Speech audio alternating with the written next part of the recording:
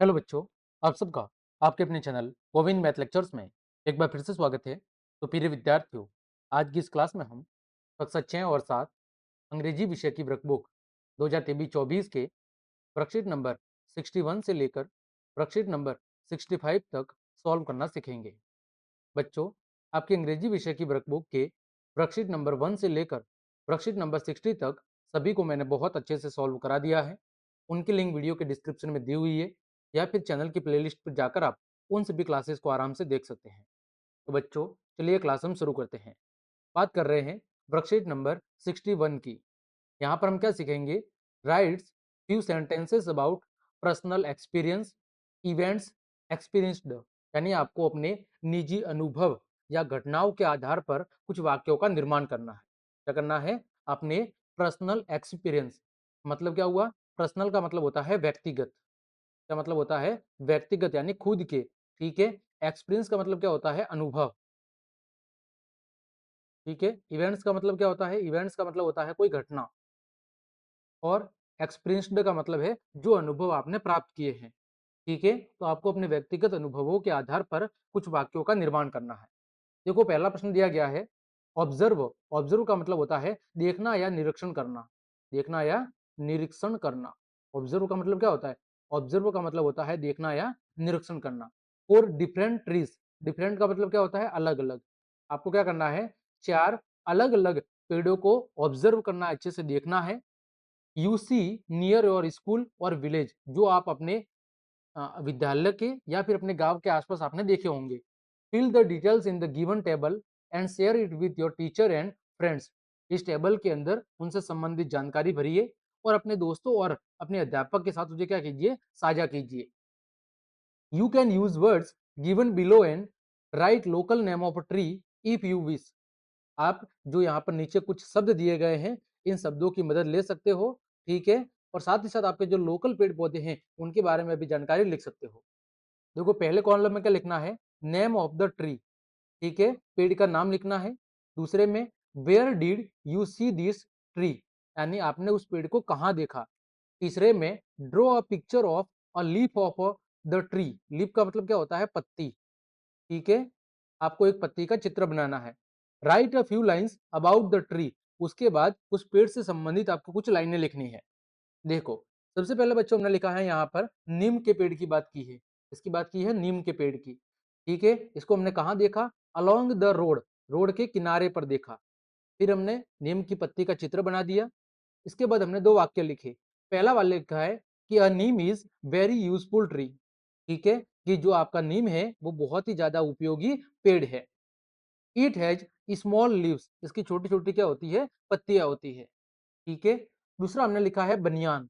बनियान का मतलब क्या होता है बच्चों? बरगद। कौन सा पेड़? बरगद के पेड़ को इंग्लिश में कहते हैं बनियान ट्री। ये हमने कहा देखा है? इन द स्कूल ग्राउंड, विद्यालय के मैदान में हमने इसे देखा है। फिर बच्चों हमने इसकी पत्ती का चित्र बना दिया। फिर हमने वाक्य लिखे हैं कि यह बनियान इज वेरी बिग ट्री। ये बहुत ही बड़ा पेड़ होता है जो एक बहुत बड़े क्षेत्र में फैलता है। दूसरा वाक्य हमने लिखा है the banyan tree is India national tree. ये क्या है? ये भारत का राष्ट्रीय पेड़ है। जो बरगद है वो क्या है? वो भारत का राष्ट्रीय पेड़ है। तीसरा हमने लिखा है मैंगोस ट्री, यानी आम का पेड़। कहां पर देखा हमने? एट माई होम, हमारे घर पर देखा है। इसकी पत्तियों का हमने चित्र बना दिया। फिर हमने वाक्य लिखा है कि mango tree is very important fruit trees. क्या है? फलों वाला एक बहुत ही शानदार पेड़ है। Mango tree gave us mangoes, हमें क्या प्रदान करते हैं? हमें आम प्रदान करते हैं। ठीक है। अगला बच्चों हमने लिखा है, वो लिखा है पीपल का। इसका नाम लिखा है, पेड़ का नाम people. Near a Shiva temple, कहां पर? हमारे गांव में जो शिव जी या महादेव जी का जो टेम्पल है, मंदिर है, उसके पास हमने देखा है। इस पर हमने वाक्य लिखे। इट हैज लॉन्ग ब्रांचेस, इसकी क्या होती है? बड़ी बड़ी शाखाएं होती है। ब्रांचेस का मतलब क्या होता है? शाखाएं। इट इज स्केर्ड ट्री, यानी ये क्या है? एक प्रकार का धार्मिक पेड़, महत्व वाला पेड़ है। जो आपका पीपल का पेड़ है उसे भारत में एक धार्मिक महत्व का पेड़ कहा जाता है। ठीक है, तो ये था आपका वर्कशीट नंबर 61। आगे बढ़ते हैं, वर्कशीट नंबर 62। यहाँ पर क्या सीखेंगे? Uses present continuous tense appropriately. आपको क्या करना है? प्रेजेंट कंटिन्यूअस टेंस का उपयोग करना है। तो सबसे पहले हमें इसकी जानकारी होनी चाहिए। तो बच्चों इसके अगर हम फॉर्मूले की बात करें तो वो क्या होता है, इसका फॉर्मूला होता है सब्जेक्ट, फिर हेल्पिंग वर्ब इज, आर या एम, फिर वर्ब की फर्स्ट फॉर्म और उसके साथ आईएनजी, वर्ब की फर्स्ट फॉर्म के साथ आईएनजी प्लस ऑब्जेक्ट, ये इसका फॉर्मूला होता है। क्या होता है, कर्ता, फिर सहायक क्रिया के रूप में इज, आर, एम, फिर क्रिया की फर्स्ट फॉर्म और साथ में आईएनजी और ऑब्जेक्ट। अब आपके सामने प्रश्न उठेगा कि इज कब लगता है, आर कब लगता है और एम कब लगता है। तो बच्चों इधर मैं समझा रहा हूं, देखो इज लगता है एक वचन कर्ता के साथ में, जब कर्ता यानी सब्जेक्ट ही, सी, ईट, किसी का नाम, ठीक है, और क्या हो, सिंगुलर नाउन हो, यानी एक वचन कर्ता हो, तो क्या लगता है, इज लगता है। फिर बच्चों आर कब लगता है, तो जब सब्जेक्ट क्या हो, प्लूरल हो, बहुवचन हो, जैसे वी, यू, दे, और क्या हो, प्लूरल नाउन यानी बहुवचन संज्ञा, तो उनके साथ क्या लगेगा, आर। और एम किसके साथ लगता है बच्चों, तो एम लगता है आई के साथ में, किसके साथ, एम लगता है आई के साथ में, तो ये आपको ध्यान रखना है। ठीक, देखो बच्चों पहला प्रश्न, change the following sentences into present continuous tense. ठीक है, यहां पर पहला प्रश्न देखो, my brother drives the car very fast, मेरा भाई है वो बहुत ही तेज गति से गाड़ी चलाता है। तो देखो सब्जेक्ट क्या हो गया, माई ब्रदर, माई ब्रदर मतलब अकेले व्यक्ति की बात हो रही है, तो क्या लगेगा, इज, क्या लगेगा, इज। फिर वर्ब की फर्स्ट फॉर्म क्या थी, ड्राइव, ड्राइव के साथ क्या लगा दिया, आईएनजी, तो क्या हो गया, ड्राइविंग। फिर द कार वेरी फास्ट। ठीक, दूसरा, यू प्ले क्रिकेट रेगुलरली, तो यू सब्जेक्ट, यू का यू हो गया, फिर यू के साथ क्या लगेगा, आर, फिर खेलना क्या है, क्रिया, प्ले के साथ क्या लग गया, आईएनजी, फिर क्रिकेट और फिर रेगुलरली। तीसरा, मीरा, मीरा क्या है, कर्ता, सब्जेक्ट, तो मीरा किसी का नाम है, तो क्या लगेगा, इज, फिर सिंग के साथ आईएनजी, फिर पीछे अ सॉन्ग वेरी स्वीटली, ऐसा का ऐसा। आगे चौथा वाक्य, आई, आई के साथ क्या लगेगा, एम, फिर राइट, राइट के साथ आईएनजी, क्या हो जाएगा, राइटिंग वेरी नीटली। अगला पांचवा, we don't go for a morning walk, ठीक है, we don't go for a morning walk, देखिए सब्जेक्ट क्या है, वी के साथ क्या लगेगा, आर, फिर क्या लगेगा, नॉट, क्योंकि नेगेटिव वाक्य है, नकारात्मक। फिर वर्ब की फर्स्ट फॉर्म क्या है, गो के साथ क्या लग गया, ING, for a morning walk. आगे छठा प्रश्न, she does not work at home, तो सी के साथ क्या लगेगा, इज लगेगा, फिर क्या लग गया, नॉट, फिर वर्क के साथ आईएनजी, तो क्या हो गया, वर्किंग एट होम। ठीक है, अगला सातवां, फिश, फिश क्या है, मछली, एक वचन है, तो क्या लगेगा, इज, फिर स्विम, स्विम के साथ आईएनजी, तो क्या हो गया, swimming in the pond, pond का मतलब क्या होता है, तालाब होता है। अगला आठवां, ईगल, ईगल का मतलब क्या होता है, गरुड़, ईगल किसी का नाम है, क्या लगेगा, इज, फिर फ्लाई के साथ ING, flying very high in the sky. अगला नब्बा, पायल, पायल किसी का नाम है, क्या लगेगा, इज, फिर वर्क के साथ ING, working in a bank.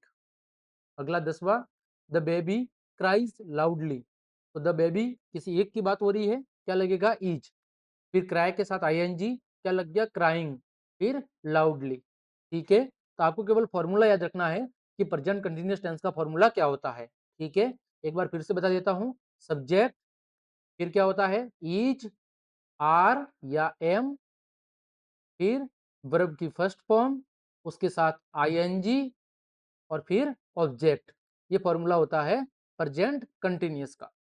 आगे बढ़ते हैं, आगे बात करते हैं वर्कशीट नंबर 63 की। यहाँ पर क्या सीखेंगे, writes about a picture, events और ऑब्जेक्ट्स एप्रोप्रिएटली, यानी आपको किसी चित्र या किसी घटना या किसी भी ऑब्जेक्ट यानी जो कारक है उस पर, ठीक है, कोई भी चित्र, घटना, कारक जिस पर आपको लिखने के लिए कहा जाता है, उस पर आपको कुछ वाक्य लिखने हैं। देखो पहला प्रश्न, read aloud this rhythm with your class and answer the following questions to your friend and write the answer। ये जो नीचे दी गई आपकी कविता है, उन कविता को अच्छे से क्या करना है, क्लास में जोर से पढ़कर सुनाना है अपने सभी दोस्तों को और कक्षा को, और बाद में इस पर आधारित दिए गए प्रश्नों के उत्तर देने हैं। देखो, कविता क्या है? The sky is blue, the grass is green, the rose is red, is not that true?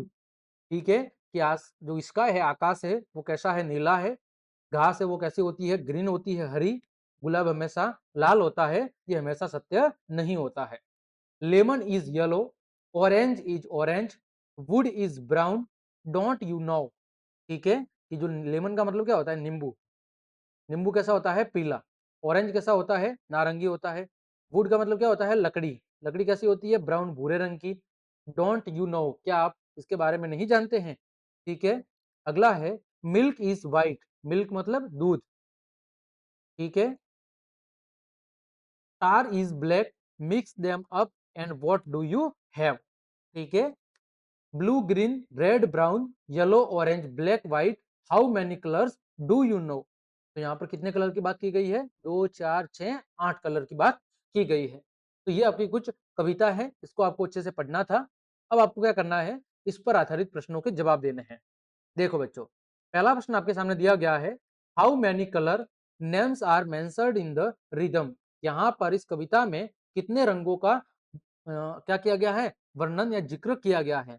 Mention का मतलब क्या होता है? मेंशन का मतलब होता है जिक्र करना।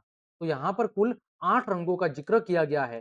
तो 8 colour names are mentioned in the rhythm. यहाँ पर 8 रंगों के बारे में जिक्र या चर्चा की गई है। दूसरा प्रश्न है, write the names of 3 things that are black in your classroom. कोई भी ऐसी 3 चीजों के नाम लिखने हैं जो आपके क्लासरूम में काले रंग की है। ब्लैक का मतलब क्या होता है? ब्लैक का मतलब होता है काला।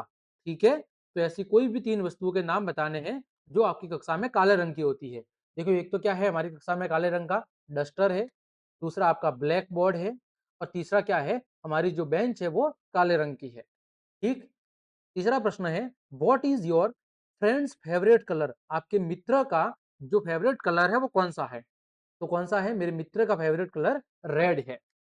आगे, name 2 colours not mentioned in the rhythm. ऐसे 2 रंगों के नाम बताओ जो इस कहानी के अंदर मेंशन नहीं किए हुए हैं, जिनका जिक्र नहीं हुआ। तो एक तो आपका पिंक रंग है और दूसरा है पर्पल।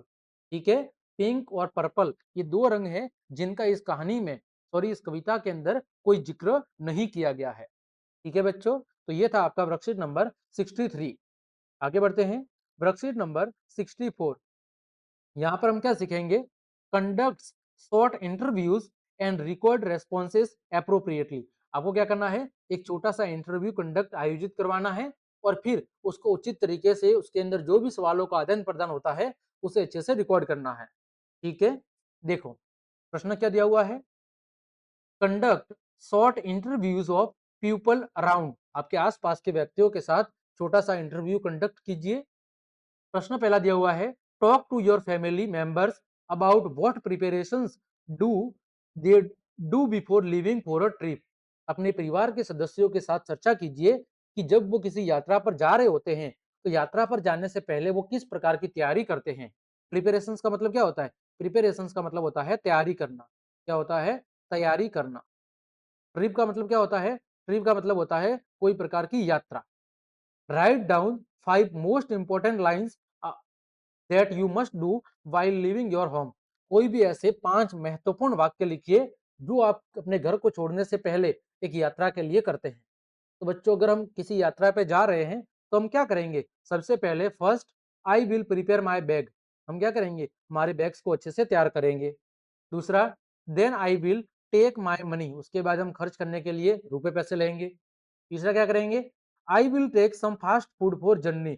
यात्रा के लिए हम कुछ खाने पीने का बंदोबस्त करेंगे। चौथा, I will carry my smartphone and camera. हम अपनी यात्रा के दौरान अपना स्मार्टफोन और कैमरा को जरूर कैरी करेंगे। उसके बाद after that I will take my ticket. उसके बाद हम जिस भी साधन से यात्रा कर रहे हैं, ठीक है, रेलगाड़ी से, हवाई जहाज से, बस से, तो उसके लिए उचित क्या करेंगे? टिकट खरीदेंगे। ये 5 महत्वपूर्ण कार्य मैं जब भी किसी यात्रा पर निकलता हूं तो उससे पहले जरूर करता हूं। हो सकता है आप इसमें कुछ ऊपर नीचे कर सकते हैं आपकी इच्छा के अनुसार। दूसरा प्रश्न देखो, if you get a chance to go for a picnic, what are the 5 things that you would definitely carry with you and why. अगर आपको किसी पिकनिक पर, ठीक है, किसी टूर या पिकनिक पर जाने का मौका मिलता है, तो ऐसी 5 कौन-सी जो महत्वपूर्ण चीज़ें होगी, जो आप अपने साथ ले जाना चाहेंगे और क्यों? तो देखो, सबसे पहले हम क्या लेना चाहेंगे? फूड, यानी कि भोजन साथ में लेकर जाना चाहेंगे, ठीक है? जो भी थोड़ा बहुत भोजन है वो ज़रूर, क्योंकि हो सकता है जहाँ पर हम यात्रा करने जा रहे हैं, वहाँ पर खाने-पीने की उचित व्यवस्था हो या ना हो, तो किसके लिए भोजन चाहिए? खाने के लिए, ठीक है? दूसरा है बैग, बैग किसके लिए चाहिए? अपने लगेज यानी सामान को ढोने के लिए, रखने के लिए। तीसरा क्लोथ्स, यानी कपड़े किसके लिए चाहिए? पहनने के लिए कपड़े चाहिए। चौथा स्मार्टफ़ोन, क्यों चाहिए? फ़ोटोज़ और वीडियोज़ बनाने के लिए, ताकि यादें सुरक्षित रहें। फिर मैप, नक्शा चाहिए। अगर हम किसी अनजान जगह पर जा रहे हैं, तो वहाँ पर उसके रूट, रास्तों और रोड के बारे में जानकारी के लिए हमें वहाँ का मैप ज़रूर जानकारी में होना चाहिए कि वहाँ पर हमें कहाँ-कहाँ पर यात्रा करनी है, कहाँ-कहाँ हमारा ट्रैवल होगा, कौन-कौन सा रूट होगा, इसके बारे में हमें अच्छे से जानकारी होना ज़रूरी है। ठीक है? आगे बढ़ते हैं बच्चों, वर्कशीट नंबर 65 की तरफ। यहाँ पर पिक्चर कंपोजिशन, यहाँ पर क्या सीखना है? चित्र के बारे में हमें जानकारी प्राप्त करना सीखना है। Right short sentences using keywords and picture. यहाँ पर जो कीवर्ड्स दिए गए हैं, शब्द दिए गए हैं और जो एक चित्र दिया गया है, इस चित्र को देखते हुए आपको कुछ छोटे-छोटे वाक्यों का निर्माण करना है। प्रश्न दिया गया है, given below is a picture of a market. एक बाजार का चित्र दिया हुआ है। Right your experience about the market. बाजार से संबंधित अपने अनुभवों को लिखिए और right a short paragraph about the given picture using keywords given in the box below. यहाँ पर नीचे बॉक्स में जो शब्द दिए गए हैं, इन शब्दों का उपयोग करते हुए आपको एक छोटा सा पैराग्राफ लिखना है। ठीक है? देखो, शब्द क्या है? ट्री, ट्री का मतलब पेड़। फिर शॉप, शॉप्स का मतलब दुकान। वेजिटेबल्स का मतलब सब्जियां। एनिमल्स का मतलब जानवर। टेलर का मतलब दर्जी। टी का मतलब चाय। पीपल का मतलब लोग। मदर का मतलब माता। बाय का मतलब खरीदना। स्कूल का मतलब विद्यालय। और मिल्क का मतलब दूध। ठीक है? अब देखो, ये आपके सामने चित्र दिया गया है, एक बाजार का चित्र है। हमें इस पर आधारित वाक्यों का निर्माण करना है। तो देखो, हमने कुछ वाक्य लिखे हैं। पहला वाक्य लिखा है, a market is a place where people go to buy things. बाजार वह जगह है जहां पर लोग अलग अलग चीजों को खरीदने के लिए जाते हैं, यानी खरीदारी करने के लिए जाते हैं। अगला है, there are so many shops. ठीक है? Men's and sweet shops. ठीक है? वहां पर क्या होते हैं? यहाँ पर मेंस नहीं है, मॉल्स है। ठीक है बच्चों? कि बाजार के अंदर अलग अलग तरह की दुकानें, मॉल्स और अलग अलग तरह की मिठाइयों की दुकानें, अलग अलग चीजों से संबंधित होती है। बाजार के अंदर बहुत सारी दुकानें होती है। ठीक है? मॉल्स होते हैं, अलग अलग मिठाइयों की दुकानें होती है। तो वैसे अलग अलग जरूरतों के आधार पर बाजार के अंदर बहुत सारी दुकानें मौजूद होती है। We visit market to buy. हम बाजार क्यों जाते हैं? वेजिटेबल्स, सब्जियों को खरीदने के लिए। फ्रूट्स, फलों को खरीदने के लिए। कपड़ों को खरीदने के लिए। मिल्स का मतलब भोजन या खाने पीने की जो दूसरी चीजें हैं, उनको खरीदने के लिए। एंड सो मैनी थिंग्स, और अन्य चीजों को खरीदने के लिए हम कहाँ जाते हैं? हम बाजार जाते हैं। ठीक है? There is my school and hostel. मेरा विद्यालय और हॉस्टल है, वो भी बाजार के अंदर ही उपस्थित है। Sometime I visit the market with my brother. कभी कभार मैं अपने भाई के साथ भी बाजार जाया करता हूँ।